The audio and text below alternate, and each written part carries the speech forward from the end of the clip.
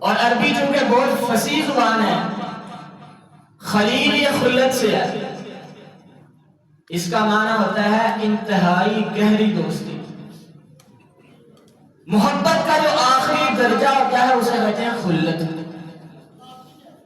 اللہ رب العزت نے حضرت ابراہیم علیہ السلام اور حضرت رسول اللہ صلی اللہ علیہ وسلم کو اپنا خلیل بنایا۔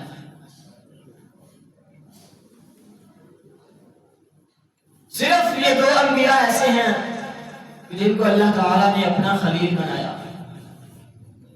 پھر ان کی وجہ کیا تھی وہ ایک الگ ٹاپک اور بڑا تفصیل طلب موضوع ہے۔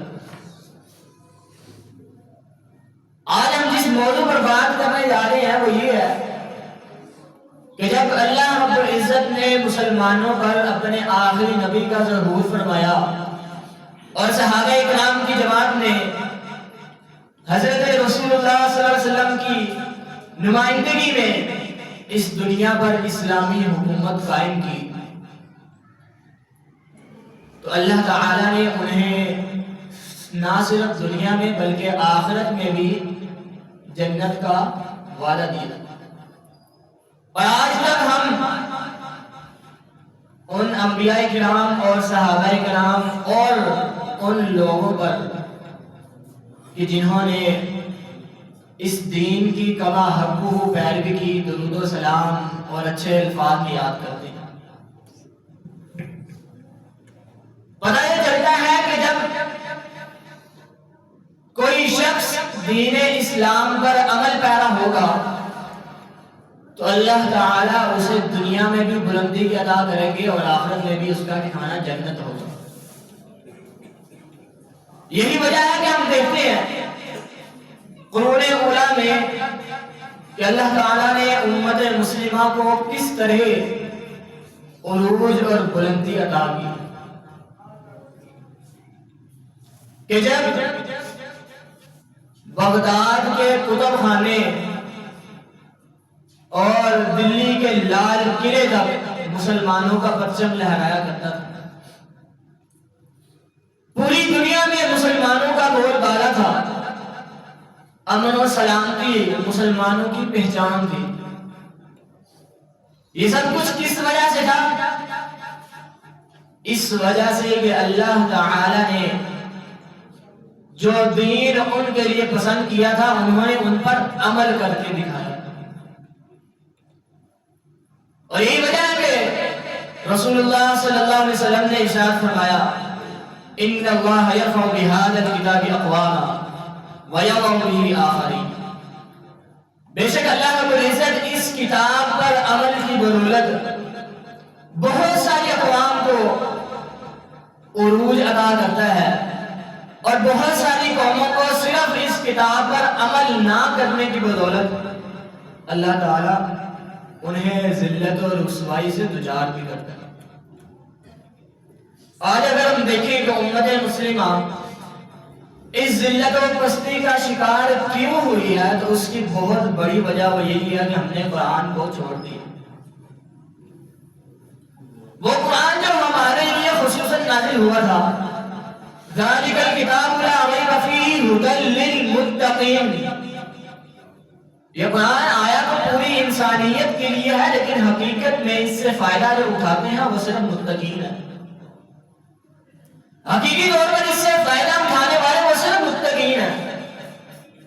اور جب ہم نے اس قرآن کو صرف تبرک کی حد تک محدود کر دیا، قرآن کو صرف ثواب کی حد تک محدود کر دیا، تو پھر آج جو امت مسلمہ کی حالت ہے اس کا سبب یہی ہے۔ جبکہ قرآن صرف تبرک اور ثواب کے لیے تو اترا نہیں۔ سیدہ عائشہ رضی اللہ تعالیٰ عنہ سے صحابی نے پوچھا ام المؤمنین مجھے بتلائیے کہ نبی اکرم صلی اللہ علیہ وسلم کا اخلاق کیسا تھا؟ تو جانتے ہیں کیا جواب ملا؟ سیدہ عائشہ رضی اللہ تعالیٰ عنہ نے فرمایا کیا تم نے قرآن نہیں پڑھا؟ اب ذرا یہاں پہ ٹھہر کر تھوڑا سا سوچئے، سوال ہو رہا ہے اخلاق بتلائیے، آپ وسلم کا رہن سہن، لوگوں کے ساتھ معاملات، یہ کیسا تھا؟ اور جواب میں سیدہ عائشہ رضی اللہ عنہ فرماتی ہیں، کیا تم نے قرآن نہیں پڑھا؟ کان خلقہ القرآن، نبی اکرم صلی اللہ علیہ وسلم کا پورا جو اخلاق تھا وہ قرآن ہی تو تھا۔ پھر دہراتا ہوں، کان خلقہ القرآن، نبی اکرم صلی اللہ علیہ وسلم کا اخلاق قرآن ہی تو تھا۔ کیا تم نے قرآن نہیں پڑھا؟ وَإِنَّكَ لَعَلَىٰ خُلُقٍ عَظِيمٍ، اور بے شک ہم نے آپ کو بہترین اور اعلیٰ خلق پر فائز کیا۔ سیدنا عمر رضی اللہ عنہ کا دور ہے، ایک شخص آیا اور آ کر کوئی سوال کیا اور آگے سے بدتمیزی کر دی۔ پاس سیدنا عمر رضی اللہ عنہ کے غلام بھی تھے اور مشیر بھی تھے، اور آپ کو پتا ہے کہ سیدنا عمر رضی اللہ تعالیٰ عنہ کتنے جلال اللہ تعالیٰ نے انہیں عطا کیا تھا۔ یہ وہی عمر ہے جن کے بارے میں آقا کائنات صلی اللہ علیہ وسلم نے فرمایا تھا کہ عمر تو جس گلی سے گزرتا ہے شیطان بھی اس گلی سے اپنا راستہ بدل لے۔ یہ وہ عمر تھے کہ جن کے نام سے کفر کامتا تھا، کہ جن کے اسلام کی بدولت مسلمانوں کو عزت ملی، اور اسی وجہ سے آپ صلی اللہ علیہ وسلم نے فاروق کا لقب ادا کیا، اور فاروق کہتے ہیں حق و باطل میں فرق کرنے والے کو۔ مجھے بتلائیے، اب یہ وہ عمر ہے، امیر المؤمنین ہے، اور ایک شخص آ کر گستاخی کرتا ہے، بدتمیزی کرتا ہے۔ سیدنا عمر رضی اللہ عنہ غصے میں آنا شروع ہو گیا۔ پاس غلام بیٹھا تھا، سمجھ گیا، انہوں نے کہا امیر المؤمنین درگزر کیجیے۔ کیوں؟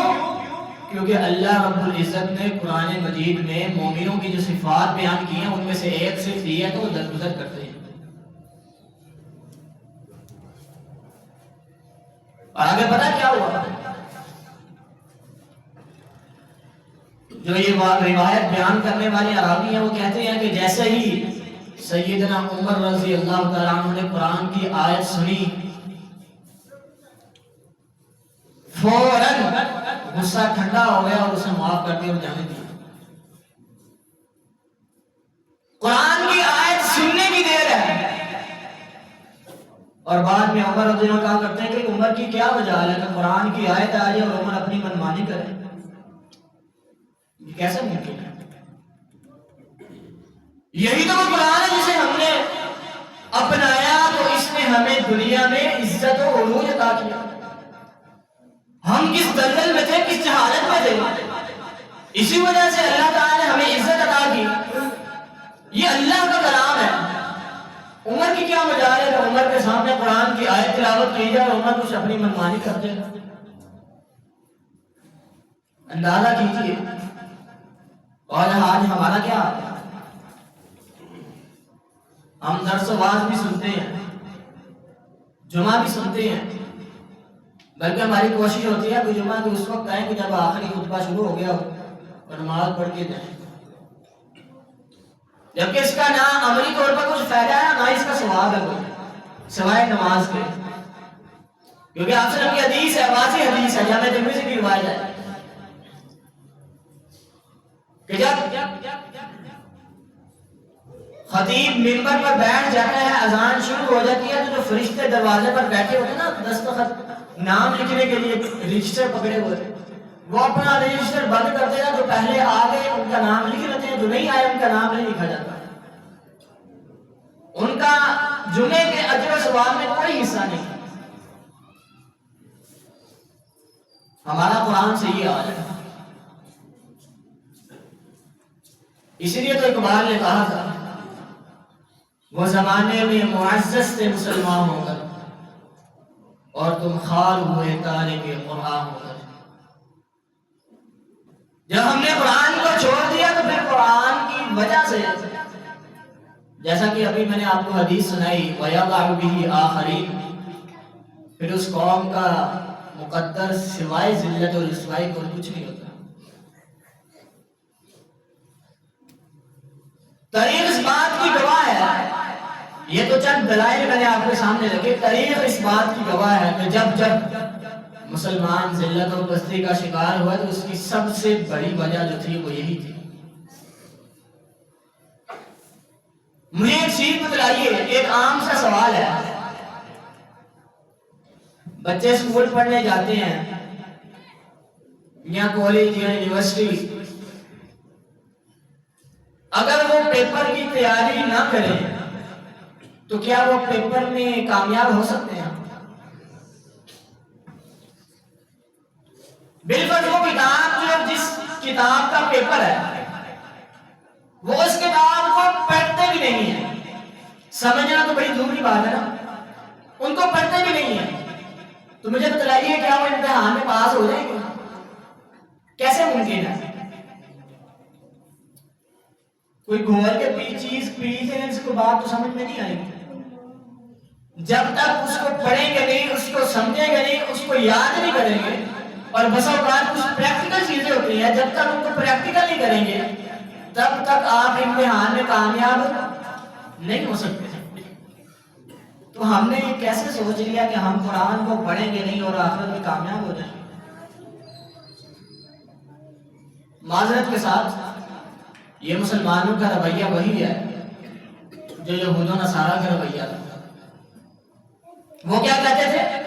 نحن ابناء اللہ، ہم اللہ کے بیٹے ہیں۔ پہلی بات تو یہ ہے کہ ہم نے جہنم میں جانا ہی نہیں، ان کا یہ عقیدہ تھا۔ بالفرض اگر چلے بھی گئے، یہ سارے تفصیل ایک تفصیل جو ہے قرآن مجید میں سورہ بقرہ میں بھی اور سورہ بنی اسرائیل میں بھی اور بہت ساری صورتوں میں مختلف مقامات پر بیان کیا۔ وہ کیا کہتے تھے کہ اگر پہلی بات تو ہم نے جانا ہی نہیں، اگر چلے بھی گئے تو چند دنوں کے لیے جائیں گے پھر نکل آئیں گے۔ کیوں؟ نحن ابناء اللہ واحباؤہ، ہم اللہ کے بیٹے ہیں، اللہ کے چہیتے ہیں۔ مجھے بتلائیے کیا یہ وہی یہود و نصارہ نہیں ہے کہ جن کے بارے میں ہم ہر روز کم از کم 17 مرتبہ یہ دعا کرتے ہیں؟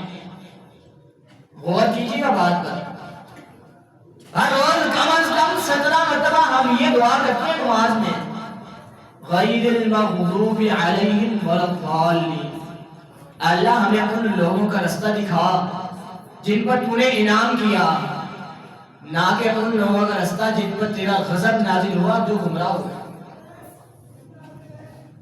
گمراہ ہونے والے یہود یا نصارہ تھے اور جن پر غضب نازل ہوا وہ یہود تھے۔ ہم ہر روز 17 مرتبہ کم از کم اس بات کا اعادہ کرتے ہیں اور اللہ سے دعا کرتے ہیں کہ اللہ ہمیں ان جیسا نہ بنانا، ہمیں ان لوگوں کے رستے پہ چلانا کہ جن پر تیرا انعام ہوا تھا، اور انعام کن پر ہوا تھا؟ اولئک الذین انعم اللہ علیہم من النبیین والصدیقین والشہداء والصالحین، نبی، صدیقین، شہداء، اللہ کے نیک بندے، صالحین، یہ وہ لوگ ہیں کہ جن پر اللہ کا انعام ہوا، اور ہم جانے انجانے میں یہود و نصارہ کی پیروی کر رہے ہیں۔ اور یاد رکھیے یہ کوئی معمولی بات نہیں، معمولی بات کیوں نہیں ہے؟ اس لیے کہ آقا کائنات صلی اللہ علیہ وسلم نے فرمایا من تشبہ بقوم فہو منہم، من تشبہ بقوم فہو منہم، بڑی سخت بات ہے، اگر بندہ سمجھ جائے تو اشارہ کافی ہے۔ آقا کائنات نے فرمایا جس شخص نے جس قوم کی پیروی کی وہ انہی میں سے ہے، وہ ہم میں سے نہیں ہے۔ کیا آج ہم جانے انجانے میں یہود و نصارہ کی مشرکین کی پیروی نہیں کر رہے؟ ہمارے رسم و رواج، ہمارے طور طریقے کیا ان جیسے نہیں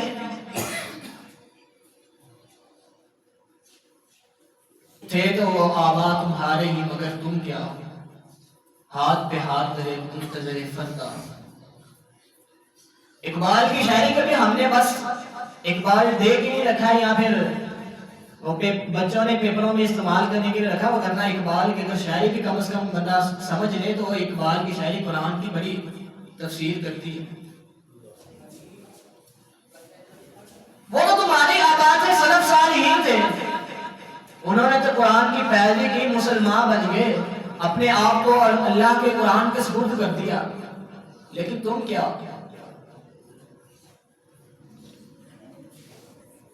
تم ہو گفتار سراپا، وہ سراپا کردار، تم ترستے ہو قریبو، وہ گلستہ بقرار۔ وہ تو عمل کے پیکر تھے، لوگ ان کے اعمال کی وجہ سے مسلمان ہو جایا کرتے تھے۔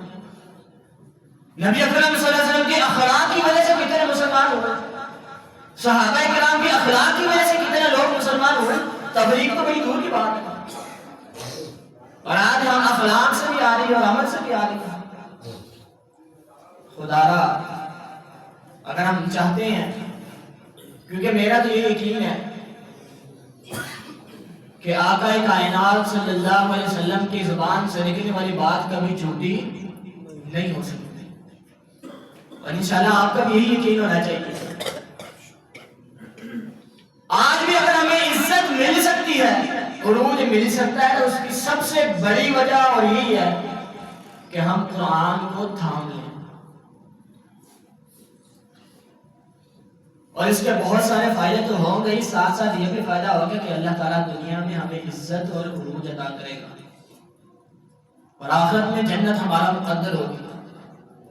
اور یہ بات یاد رکھیے کہ اللہ تعالیٰ نے سورہ عنکبوت کی آخری آیت ہے وَالَّذِينَ جَاهَدُوا فِينَا لَنَهْدِيَنَّهُمْ سُبُلَنَا وَإِنَّ اللَّهَ لَمَعَ الْمُحْسِنِينَ۔